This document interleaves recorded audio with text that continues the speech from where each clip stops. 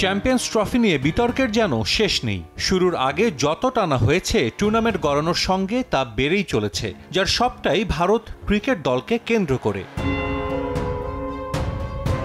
অন্য সব দল যেখানে শহর থেকে শহর, ভেন্যু থেকে ভেন্যুতে ছুটোছুটি করেছে, ভারত সেখানে একই শহরে একই হোটেলে থেকে এক মাঠে খেলার সুযোগ পেয়েছে। বিশ্ব ক্রিকেটে এমন নজির বিরল। স্বাগতিক না হয়েও আইসিসি ইভেন্টে হোস্টের পূর্ণ সুবিধা পাচ্ছে ভারত। অন্য দলগুলো নিজেদের সেমিফাইনাল ম্যাচের ভেন্যু নিয়ে অনিশ্চয়তায় থাকলেও এসব নিয়ে ভাবতে হয়নি ভারতকে। সফরের কোনো ধকলই লাগেনি তাদের।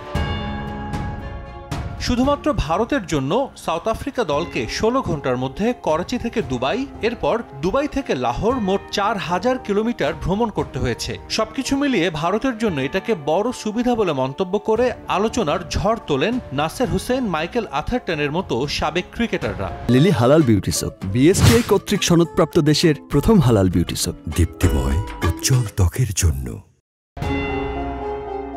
এবার সে তালিকায় যুক্ত হয়েছে আরও একটি নাম, ক্যারিবিয়ান কিংবদন্তি স্যার ভিভ রিচার্ডস। ক্রিকেট ইতিহাসের সেরা ব্যাটসম্যানদের একজন অবশ্য এতে ভারতকে দায়ী করছেন না, তার অভিযোগের তীর আইসিসির দিকে।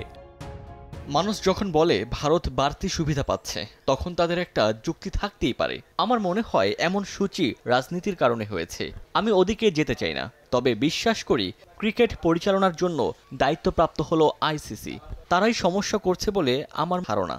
আমি চাই তারা এর একটা উত্তর সামনে নিয়ে আসুক। তারা যদি ক্রিকেটের নিয়ন্ত্রণ সংস্থা হয়, তাহলে এখন কেন এমনটা হচ্ছে?